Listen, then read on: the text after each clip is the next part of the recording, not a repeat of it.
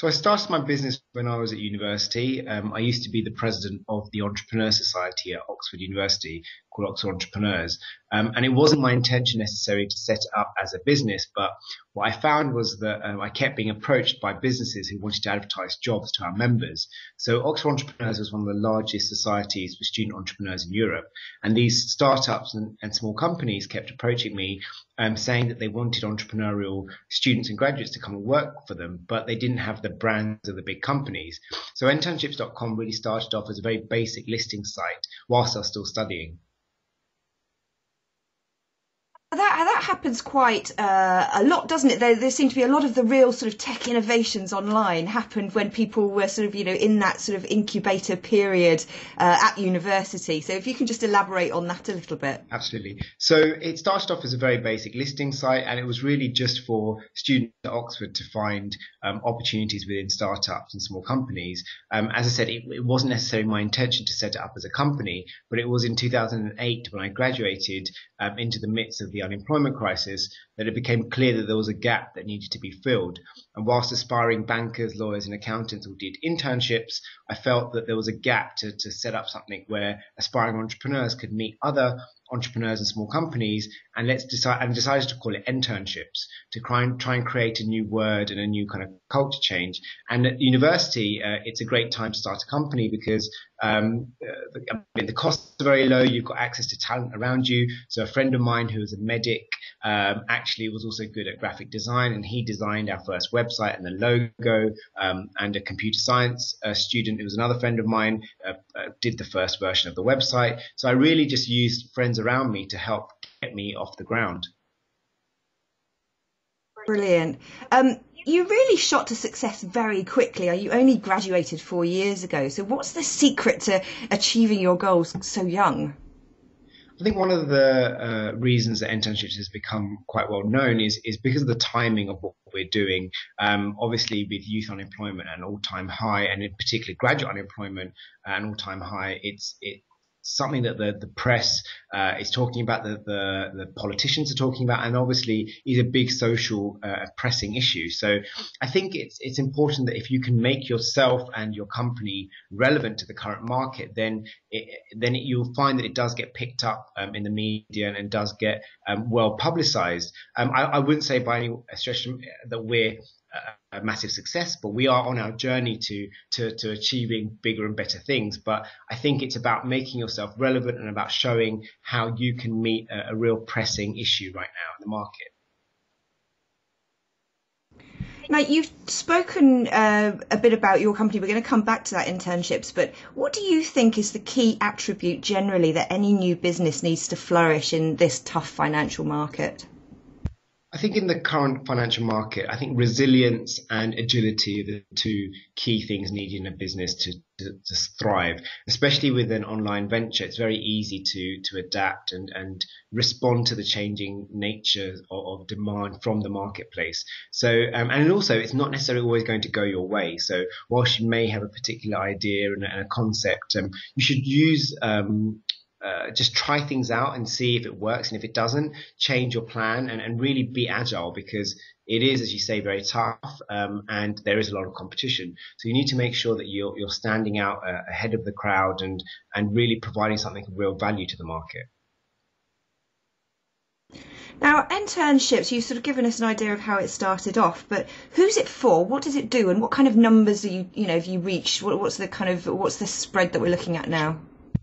So internships.com is a platform really for startups and SMEs, smaller companies, to reach out to talent. So what I realized was these companies didn't have the brands or the HR departments to come on campus directly and do the careers fairs or the milk rounds. And students and graduates are just not aware of the fact that there are 4.8 million SMEs out there in the market. So what we're trying to do is connect the so-called long tail to talent.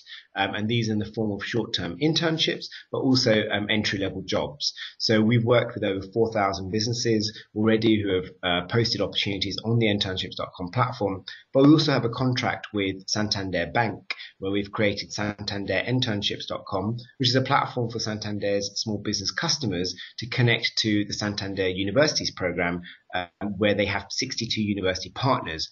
And actually through that program and through that platform, Santander will be funding 500 internships. So we have the central internships platform, but we also run what we call microsites in partnership with third parties like Santander Bank to unlock more workplace opportunities for young people.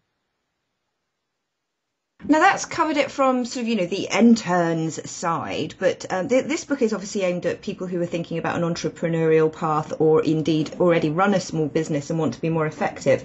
Obviously anybody can join up and become an intern, presumably, but what's the scale of the opportunities for small businesses? Can a small business come onto this site and perhaps apply for an intern? Why would they do that? Absolutely. So businesses can benefit massively from having what we call an intern, so an entrepreneurial intern, having an extra pair of hands, a fresh insight and perspective on your business can be very useful, especially when you're first starting out. And in the current climate where times are tough and you can't necessarily afford to take on someone straight away full time, taking on an intern, as we call them, can be a great way to effectively try before you buy in terms of an approach to recruitment. We found in many cases these students and graduates start off on a 3-month placement, but they effectively make themselves indispensable and create their own full-time opportunity. So it's a great way to see if there's a real fit between yourself and the candidate that you've taken on. And it's a real win-win because currently there are thousands of really talented young people on the jobs market looking for experience and opportunities. So as a small company, you can really provide that. And these people are looking for opportunities to grow, to develop. And if you bring them on a short-term placement, they can demonstrate the value they add to your company and you can effectively create a role around them. What would you say for young entrepreneurs just sort of leaving university? What do you think is the most important thing for any budding entrepreneurial business person to understand or realise about the internet today? I think it's important to realize that the barriers to entry on the internet are very low. So when you're setting up a business, it's really important that you rise above all the noise and really make yourself stand out. So Seth Godin, one of the marketing gurus, talks about the need to be remarkable. And he says that you need to get people to remark about you. So one of the ways that I attempted to do that with internships was effectively to create a new word, to create a culture change where an internship is not your conventional internship, which traditionally has been seen to take place in large corporates, banks, law firms, and so on and so forth. So think about how you can stand out and how your business can really rise above all that noise, especially in the world of social media where everyone's on Twitter, Facebook, LinkedIn, and trying to raise awareness of their companies and try and develop that USP and work in partnership with other people to help yourself grow, because it's important that you do scale quite quickly and that you develop enough kind of barriers around you so that your business really is resilient and can really stand up against any other competition. Perfect. Okay, let's talk crowdfunding. I'm going to put you in the chapter where I talk about, things like Kickstarter and Indiegogo. What do you think about this whole crowdfunding phenomenon that seems to be growing online at the moment? So I think anything which gives you access to capital is beneficial. So these crowdfunding platforms, I think, are very welcome and well received right now. Obviously, times are tough and access to capital can be difficult. So if the platform enables you to access investment at a very crucial time in business, I'm very supportive of it. Obviously, the challenges are that you do have multiple shareholders, and I'm not absolutely familiar in terms of how that will work for you as a business moving forward. But I think it's ultimately important that you get access to capital at a time that you need it. So I'm very supportive of the whole crowdfunding movement. Perfect. Last question then. If you could go back and tell yourself one thing that you wish you would have known then when you were starting out, what would it be?